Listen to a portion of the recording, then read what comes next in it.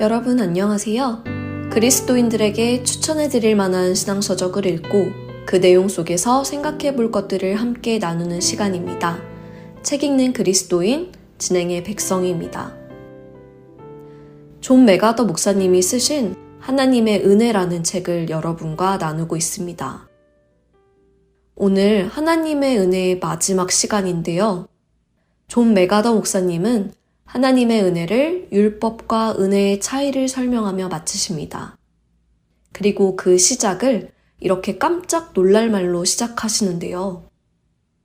신자 가운데 그리스도를 온전히 따르는 사람은 아무도 없다. 그 이유는 모든 신자가 부패한 본성을 지니고 있기 때문이다. 라고 하시죠. 좀 놀랍지 않으신가요? 우리는 분명 성도라면 예수님을 온전히 따라야 한다고 알고 있는데 성도 중에 예수님을 온전히 따르는 사람은 아무도 없다고 하시니 말입니다. 그리고 그 이유가 성도가 예수님을 믿어도 여전히 부패한 본성을 지니고 있기 때문이라고 하시니 우리가 성경에서 읽었던 내용하고는 다른 것 같아 당황스럽기도 합니다.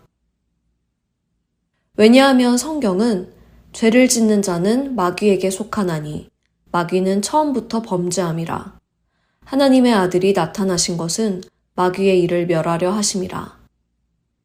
하나님께로부터 난 자마다 죄를 짓지 아니하나니 이는 하나님의 씨가 그의 속에 거함이요 그도 범죄하지 못하는 것은 하나님께로부터 났음이라.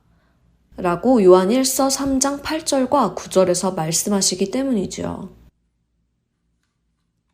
그래서 많은 성도들이 죄를 짓는 자마다 마귀에게 속한 것이라고 하시고 하나님께 속한 자는 죄를 짓지 않는다고 하시는데 왜 나는 여전히 죄를 짓고 있지? 나는 하나님께 속한 자가 아니라 마귀에게 속한 자인가? 나는 구원받지 못했나? 하는 말 못할 고민을 하고 있지 않나요? 여러분은 어떠신가요? 그런 고민 해보지 않으셨나요? 저는 많이 해보았는데요. 거룩하게 살려고 노력해보아도 자꾸 잊어버리고 죄의 본성을 따라 행하는 저 자신을 보며 구원을 받지 못했나? 하는 걱정을 자주 합니다. 그런데 존 목사님께서 그 부분을 이렇게 설명해 주십니다. 신자 가운데 그리스도를 온전히 따르는 사람은 아무도 없다. 그 이유는 모든 신자가 부패한 본성을 지니고 있기 때문이다. 그럼에도 불구하고 율법적인 복종과 은혜로운 복종에는 중요한 차이가 있다. 율법적인 복종은 육신의 노력에서 비롯한다. 이는 단 한 차례의 실수도 용납하지 않는 절대적이고 온전한 복종을 요구한다.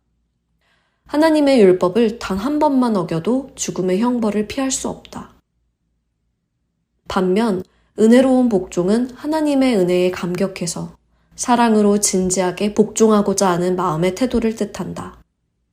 부족한 점이 많아도 하나님은 그런 복종을 기꺼이 받아주신다. 왜냐하면 예수 그리스도의 보혈이 그 모든 부족함을 말끔히 씻어주기 때문이다. 라고요. 여러분은 이 말씀이 이해가 되시나요? 같은 복종이라도 율법적인 복종이 있고 은혜로운 복종이 있다는 것입니다. 그리고 그 차이는 하늘과 땅 차이라는 것이죠. 언젠가 한 목사님께서 해주셨던 이야기가 생각납니다. 그 목사님께서는 모세가 왜 가나안에 못 들어갔는지를 설명해 주셨습니다. 모세처럼 온유하고 하나님의 말씀에 잘 순종한 사람이 없을 정도였는데도 불구하고 단지 그가 하나님의 말씀에 한 번 불순종하여 반석을 2번 쳐서 물을 내게 한 것 때문에 하나님은 모세를 가나안에 들어오지 못하게 하신 것이 너무하지 않느냐고 하셨습니다. 더군다나 모세가 다시 하나님께 자신을 가나안 땅을 들어가도록 허락해달라고 부탁했음에도 하나님께서는 진노하시며 그만해도 족하니 이 일로 다시 내게 말하지 말라고 단호하게 하신 것이 이상하지 않느냐고 물으셨죠. 사실 생각해보면 이상합니다. 하나님처럼 용서하기를 기뻐하시고 긍휼이 많으시고 사랑이 넘치는 하나님께서 그렇게 순종 잘하는 모세가 단 한 번 하나님의 말씀에 불순종한 것을 두고 약속의 땅에 들어갈 수 없다고 딱 잘라 말씀하시니 말입니다. 그때 그 목사님은 말씀해 주셨습니다. 모세는 바로 율법을 상징한다고요. 율법은 아무리 그 사람이 잘해도 99개의 율법을 순종하다가도 단 하나 불순종하면 불합격이라고요. 율법으로는 모세조차 약속의 땅에 들어갈 수 없다는 것을 보여주시는 사건이라고 하셨습니다. 그리고는 모세보다도 불순종하는 사람들이 약속의 땅에 들어가는데 그들이 들어간 이유는 바로 여호수아의 인도함을 따라 들어간 것을 말씀해 주셨죠. 여호수아의 이름의 뜻은 하나님이 구원하신다 라는 의미로 예수님의 이름과 같은 의미라고 하셨습니다. 이제 이해가 좀 되는 것 같습니다. 율법의 복종과 은혜의 복종의 차이를 말입니다. 베드로는 분명 예수님을 3번이나 모른다고 부인했고 마지막으로 부인할 때는 저주까지 하며 부인했습니다. 모세는 단 한 번의 불순종으로 가나안에 들어가지 못했지만 베드로는 다시 예수님의 사도로 세움을 받고 예수 그리스도를 전하다가 천국으로 갔습니다.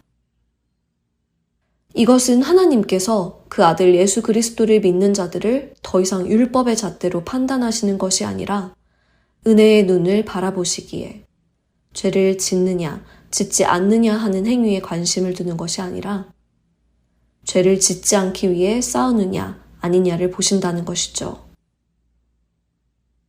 우리가 하나님의 말씀을 따라 순종하며 살아가려 노력할 때 그때에 비록 우리가 실패하고 넘어져도 그 부족한 부분을 예수님의 십자가의 보혈로 모두 메꾸어 주시는 것입니다. 그래서 우리는 다시 주 안에서 일어나서 주님께서 이끄시는 그 길로 다시 걸음을 내디딜 수 있는 것이죠. 존 목사님은 이렇게 더하십니다. 물론 하나님의 기준은 지금도 절대적인 완전을 요구하신다. 그러나 그분은 실패하지 않을 수 없는 우리의 본성을 아시고 대책을 마련하셨다. 우리가 잘못을 저지를지라도 하나님은 너는 더 이상 성도가 아니다 라고 말씀하시지 않으신다. 그분은 복종하려는 마음을 지닌 우리를 은혜로 대하신다. 참 신자는 늘 바라는 대로 살지는 못해도 예수 그리스도께 복종하려는 마음을 지닌다. 하나님은 그런 마음을 보시고 은혜로 받아주신다 라고요. 이 말씀은 결코 우리가 이제 아무렇게나 살아도 다 용서받는다는 말은 아님은 여러분도 잘 아실 것입니다. 이 말을 그렇게 이해하는 사람은 하나님의 은혜를 모르는 사람일 것입니다. 하나님은 우리를 거룩한 자라고 이미 부르셨고 이제 그 부르심에 합당한 사람으로 살아가기를 기대하십니다. 그러나 죄성을 지닌 육체에 묶여 사는 우리에게 그 일은 항상 성공할 수는 없습니다. 그렇다고 아예 포기하고 어차피 안 될 것, 육신을 따라 살자 라고 하는 것은 은혜를 모르는 것입니다.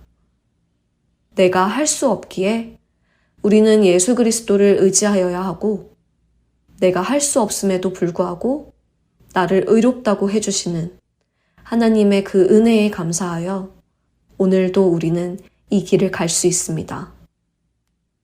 그 하나님의 은혜가 우리 안에 충만하여 우리에게 주어진 믿음의 경주를 끝까지 완주할 수 있는 우리 모두가 되기를 소망하며 책 읽는 그리스도인 하나님의 은혜 편을 마칩니다. 안녕히 계세요.